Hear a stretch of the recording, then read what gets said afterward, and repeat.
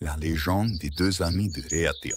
Sur Raiatea, l'île sacrée au cœur du Pacifique, vivaient deux amis inséparables. Tehopuaora, fille de la lumière Topoa, et Teroroitepi, enfant des ombres de Teveito. Leur amitié était un lien aussi profond que les racines des arbres millénaires qui peuplaient leur terre. Mais dans le quartier des ténèbres, où les ombres dansaient sous les arbres anciens, une fosse obscure veillait.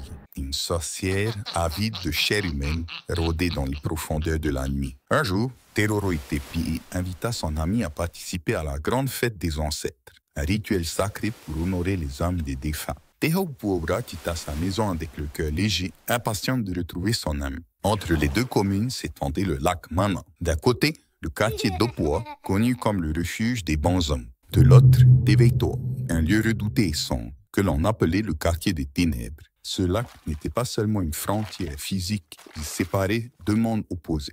Les deux amis ne savaient pas encore que cette fête scellerait leur destin. À leur arrivée, la maison était étrangement silencieuse. Teroroitepi prépara le repas, mais l'air était lourd, imprégné de présages funestes. Je sens l'odeur de quelqu'un qui vient de la vie.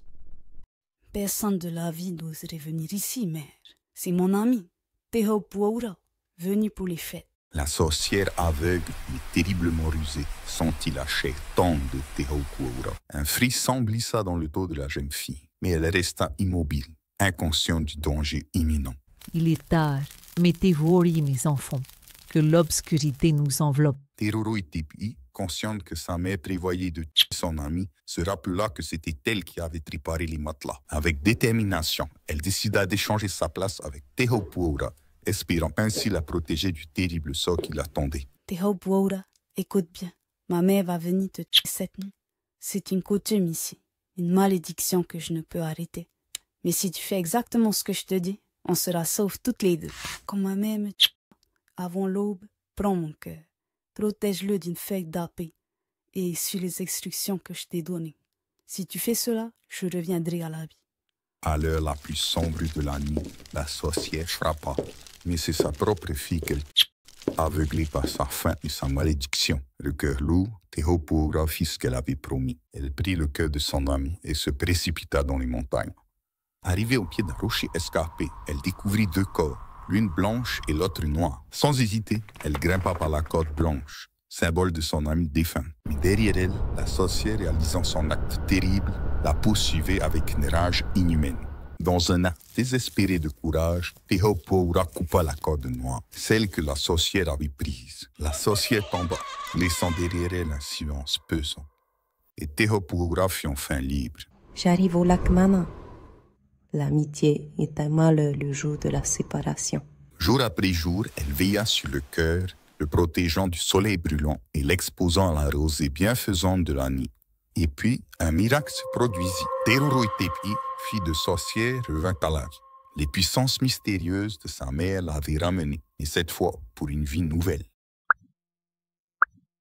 La légende de Maui qui attrapa le soleil. Aujourd'hui, nous vous emmenons dans les îles de la Polynésie, où l'incroyable exploit du demi-dieu Maui a changé à jamais le cours des journées. Au commencement du monde, le soleil, envieux des habitants de la terre qui se prélassaient et dormaient, décida de suivre leur exemple. Il commença à se lever tard et à se coucher tôt, laissant la terre dans une longue obscurité. Les journées étaient trop courtes, la chaleur insuffisante et la lumière rare, plongeant les habitants dans la détresse. Maui, jeune guerrier au grand cœur, ne pouvait plus supporter de voir sa fiancée Hina souffrir.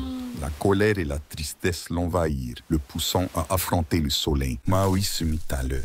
Il chercha les plus solides matériaux, tressant un filet immense et robuste. La pièce maîtresse de ce filet, un cheveu précieux de sa bien-aimée Hina. Au matin, au bord du récif, Maui attendit le soleil. Dès que les premiers rayons apparurent, il lança son filet et emprisonna l'astre. Le soleil se débattit furieusement, mais le filet tenait bon grâce aux cheveux de Hina. Épuisé, le soleil supplia Maui de le libérer. Maui exigea une promesse, des journées plus longues pour que son peuple puisse cueillir ses repas. Le soleil promit et Maui le libéra. Depuis ce jour, le soleil se lève tôt et se couche tard, assurant à tous des journées pleines de lumière et de chaleur. Parfois, au coucher du soleil, un mince filet vert rappelle la promesse éternelle faite à Maui et à son peuple.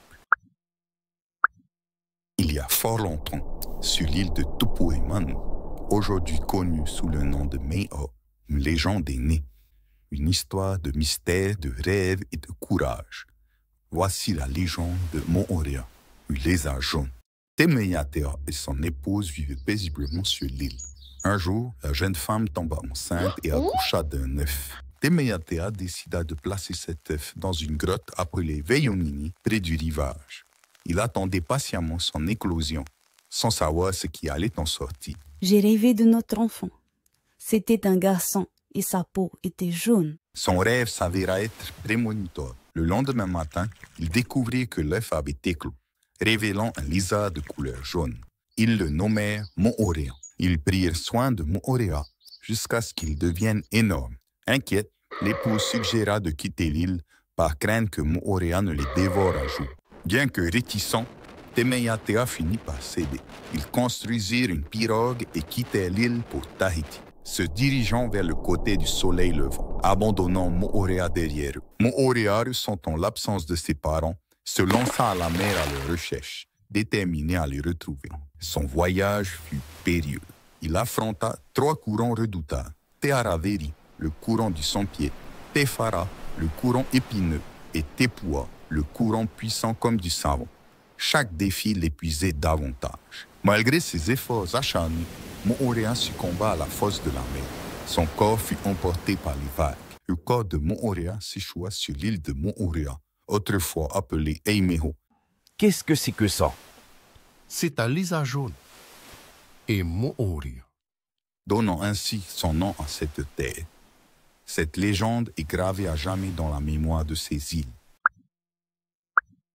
Il y a bien longtemps, sur l'île de Moorea, se dresse la majestueuse montagne Mo'atapu, aujourd'hui connue sous le nom de Mo'aputa, ou montagne percée. Cette transformation incroyable est le résultat d'un acte héroïque du légendaire guerrier Pei. Voici l'histoire épique de ce héros et de sa lance. Une nuit, sous un ciel étoilé, Hiro, chef des voleurs de Raiatea, arriva avec sa bande sur l'île de Moorea. Leur objectif audacieux était de voler le mont Rotui. Les voleurs attachaient de longues lianes au sommet du mont Rotui et commencèrent à tirer de toutes leurs forces. Le sol tremblait et les 2 baies de Moorea témoignaient déjà des effets de leur larcin. Pendant ce temps, à Punauia, le courageux guerrier Pei dormait profondément. Ses parents adoptifs furent réveillés par un rêve puissant et prémonitoire. En panique, ils réveillèrent Pei et lui dirent « Prends-parents ce Rufautumu et jette-la sur Eimeho au Riradias. » Pei se leva sans hésitation. Il saisit sa lance exceptionnelle, Rufautumu, taillée dans du purau, un bois très dur. Revêtant sa ceinture de guerre, il gravit rapidement la colline Tata'a, offrant une vue imprenable sur Moorea. D'un geste puissant, Pei lança sa lance magique à travers la mer. La lance traversa les flots comme un météore et atteignit Moorea en un instant, perçant un grand trou dans un sommet. C'est ainsi que Mo'atapu devint Mo'aputa, la montagne percée. Les coqs de Moorea, réveillés par les vibrations de la lance, se mirent à chanter. Le vacarme effraya Hiro et ses voleurs qui s'enfuirent précipitamment, redoutant l'arrivée du jour. Cependant, dans leur fuite désespérée, ils réussirent à arracher une colline en forme de cône des flancs du mont Rotui, l'emportant à Raiatea. Les voleurs installèrent la colline près du rivage d'Opua, à Raiatea. Encore aujourd'hui, cette colline se dresse fièrement, couverte de petits arbres, des eito, contrastant avec la végétation environnante et rappelant les événements de cette nuit extraordinaire. Sur l'île de Porapora, il y a très longtemps, vivait un guerrier d'une grande renommée, Tapari.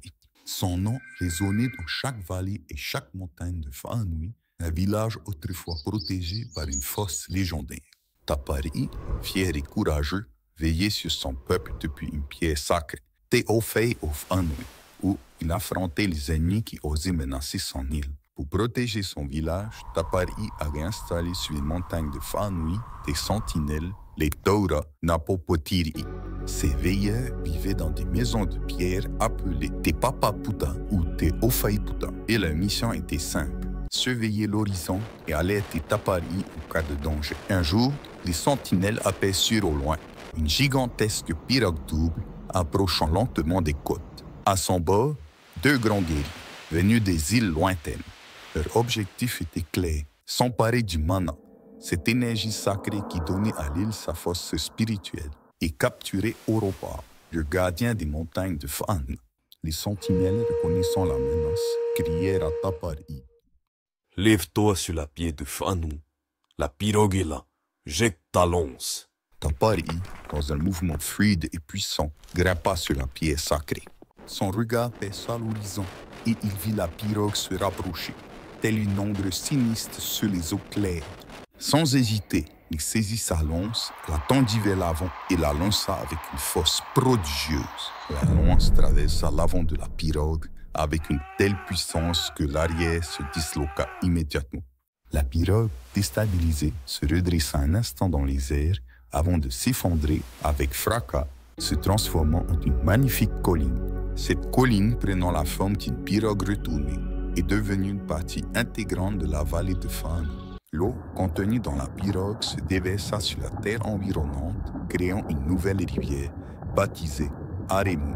Le jour suivant, les guerriers célébrèrent leur victoire avec un grand festin en l'honneur de Tapari. Les fumées du feu tahitien Hima se mêlaient aux chants de joie. Le danger écarté, l'île de Porapora restait sous la protection des montagnes sacrées. Et des statues en pierre dédiées à Europa et son épouse se dressaient fièrement sur les crêtes de Fa'anui, témoin éternel de ce jour glorieux. Bienvenue dans la vallée de Fa'arumain, à Tiarei, où 3 majestueuses cascades cachent un secret d'amour et de mystère. Aujourd'hui, nous dévoilons l'origine mystérieuse de ces cascades et l'histoire tragique mais romantique qui les entoure. Il y a fort longtemps, dans la vallée de Tiarei, vivait une famille royale puissante. Le chef de la famille, Marurei, était craint et respecté. Sa fille, Fau'ei, était réputée comme la plus belle de toutes. Mais une interdiction pesait sur elle. Elle ne pouvait parler à aucun homme de son âge, un tabou strictement imposé par son père. Cette règle la rendait triste, car sa voix douce et mélodieuse attirait involontairement l'attention des jeunes hommes lorsqu'elle chantait sa mélancolie. Un jour, en quête de fleurs, Fau'ei se promenait dans la vallée accompagnée de ses gardes. Elle rencontra Tua, un jeune homme audacieux qui, en s'emparant de ses fleurs, provoqua un cri de la jeune fille. Ce cri scella son destin. Les gardes le poursuivirent et le tuèrent, brisant ainsi le tabou. Fau'ei, dévastée par cet événement, se reprochait son cri. Peu après, la mère de Fau'ei tomba gravement malade. Le Tahua, guérisseur, ordonna d'aller cueillir des plantes médicinales. Accompagné de 2 gars, Fau'ei partit en quête de ces plantes et rencontra Ivi, un jeune homme mystérieux qui recherchait également des plantes médicinales. Je m'appelle Ivi. Je suis aussi à la recherche de plantes médicinales. Ivi entraîna Fau'ei derrière un buisson et lui révéla son secret. Il était le génie de la vallée, capable de se métamorphoser. Désespéré par sa vie et la tyrannie de son père, Fau'ei décida de suivre Ivi pour fuir son destin. Les gars, se rendant compte de sa disparition, les poursuivirent. Ivi, pour protéger Fau'ei, invoqua le pouvoir de la vallée. Un bruit assourdissant retentit et de l'eau se mit à couler des parois de la montagne, les recouvrant tous les 2. Je resterai à tes côtés quoi qu'il advienne. Le pouvoir de la vallée les transforma en esprits de l'eau, leur permettant de vivre heureux et cachés derrière 2 des cascades, Ha'amare-Marerahi et Ha'amare-Mareiti.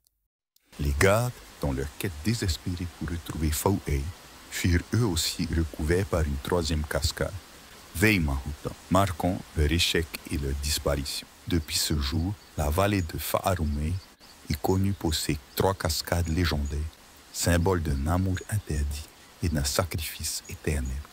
Fau'ei et Ivi, les esprits de l'eau, vivent toujours heureux, cachés aux yeux du monde. Les visiteurs, tout en admirant ces cascades, ressentent encore l'âme de cette histoire. Connaissez-vous d'autres versions des légendes que nous avons racontées? Partagez votre propre version dans les commentaires et enrichissons ensemble ce récit fascinant. Merci de nous suivre et à bientôt pour de nouvelles aventures.